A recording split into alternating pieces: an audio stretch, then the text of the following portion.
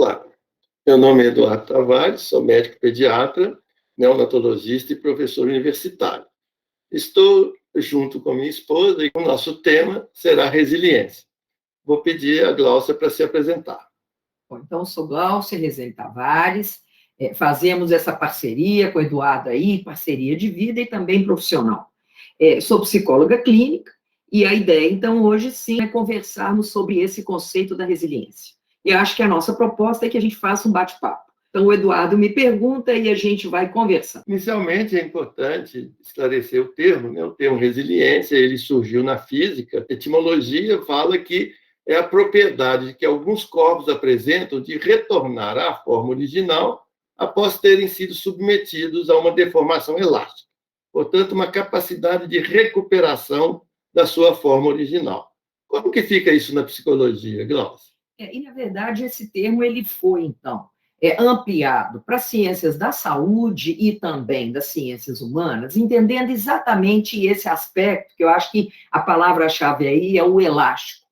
Dizendo isso, que de acordo com Rosenberg, a resiliência é a capacidade adaptativa diante de enfrentamento de adversidades, de traumas, de tragédias, ameaças e fontes significativas de estresse. Então, essa é a condição.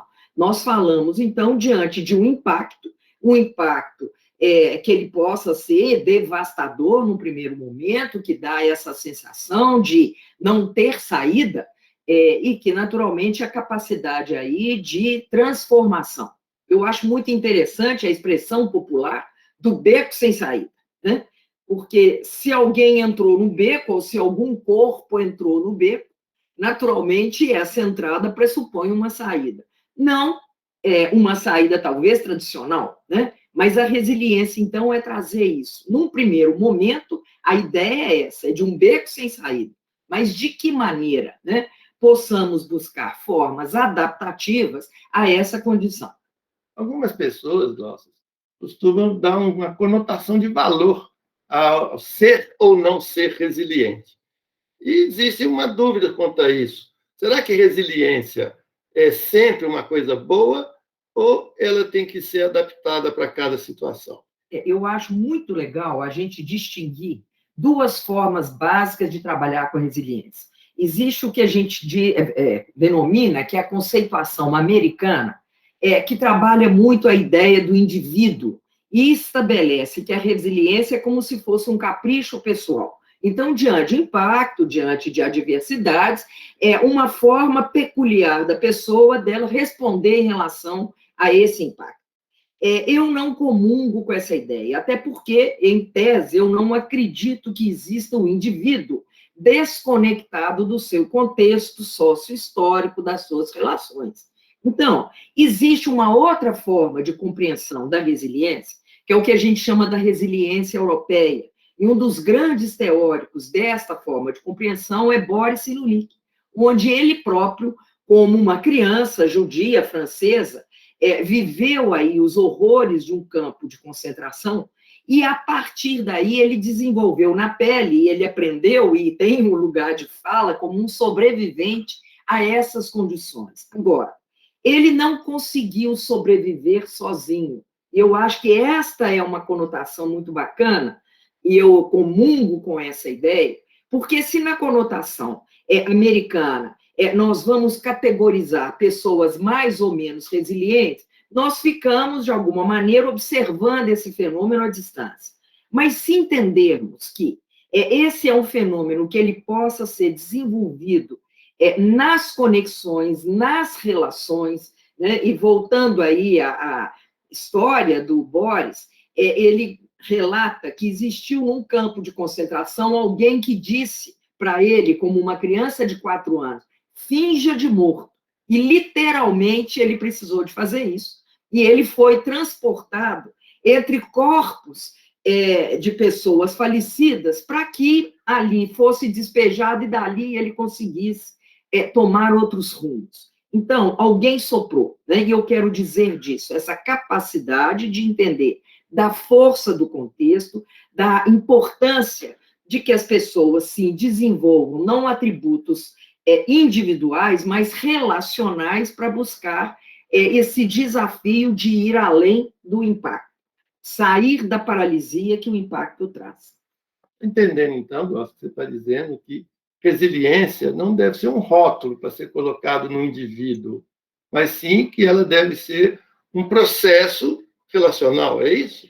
Nós podemos, e eu amplio, então, do indivíduo para contextos. Existem contextos que convidam a que essa resiliência surja, que ela possa ser co-construída, né? Me oriento aí pelos pressupostos epistemológicos do construcionismo social, que nos entendemos realmente como seres em conexões, e digo isso, se existirem condições que favoreçam que essa forma de adaptação e flexibilidade se manifeste, isso aí fica, então, mais interessante, mais abrangente do que dizer que é um capricho pessoal. Alguma coisa mais, Glaucio, que você gostaria de esclarecer sobre esse tema, porque ele é tão complexo? Tá. Eu quero dizer que essa condição de ajustamento não significa necessariamente que a pessoa esteja se sentindo bem ao longo do processo.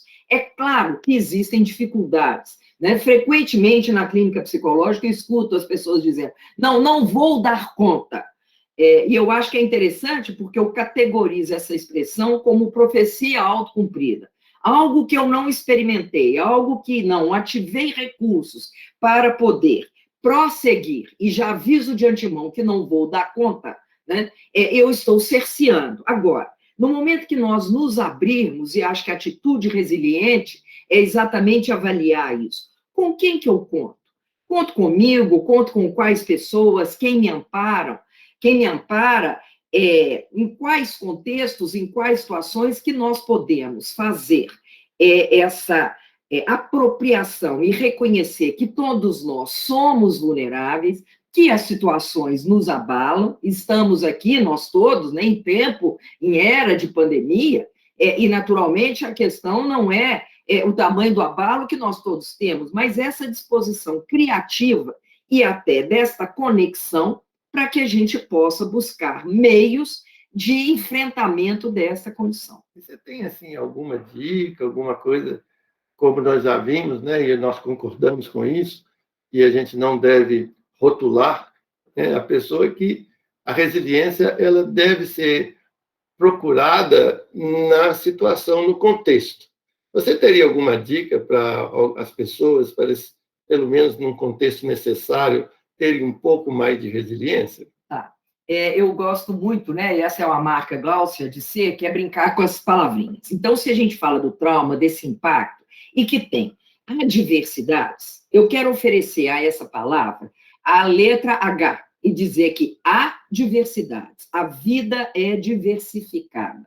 E podemos, sim, destacar que existem fatores que possam contribuir para essa resiliência e contextos que ofereçam confiança e pertinência. Gosto muito da palavra confiança, porque fala da possibilidade de fiar com.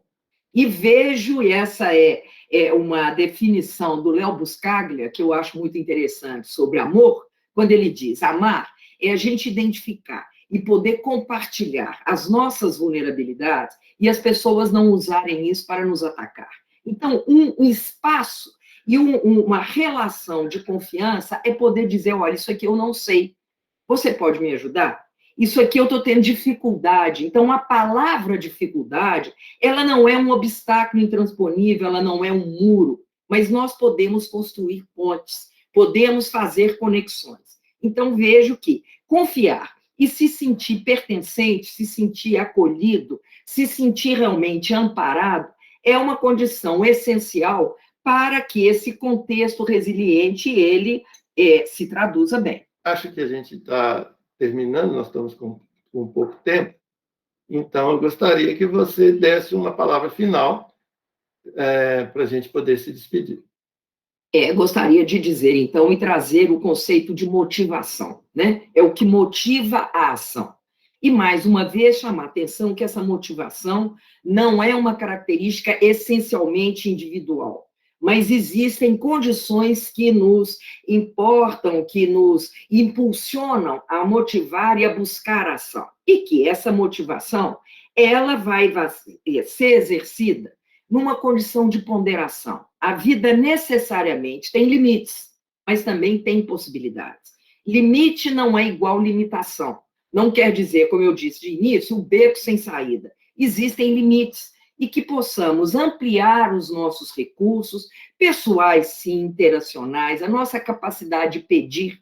Pedir não é mendigar, pedir não é humilhar, mas é sim ter humildade para se abrir para contínuos e novos aprendizados. Que a gente atualize isso e veja que antídoto a essas condições de empacamento, de paralisação, é o estímulo ao aprender, a aprender. Estou entendendo, então, pela sua fala, e eu gostaria de concluir com essa ideia de que, ao contrário do que muitos dizem, que a resiliência é uma característica, como na física, é uma característica do material, mas que o ser humano é bem mais complexo. Então, não existe o ser humano resiliente ou não resiliente. E essa resiliência ela vai surgir das suas relações com outros seres humanos. É isso? Exatamente. Né? E que, na verdade, valorizar o que o ser humano tem de mais natural, que é a capacidade, sim, de se vincular, né? De estabelecer essas conexões, de buscar essas bases seguras. E segurança não quer dizer garantia, não quer dizer perfeição, mas quer dizer dessa disposição de estou com você. São 4 palavrinhas essenciais. Muito bom. Ainda bem que estamos juntos. Amém. Acho que a gente conseguiu dar o recado. Espero que vocês tenham entendido. Estamos à disposição, caso vocês queiram tirar alguma dúvida. Muito obrigado. Até lá.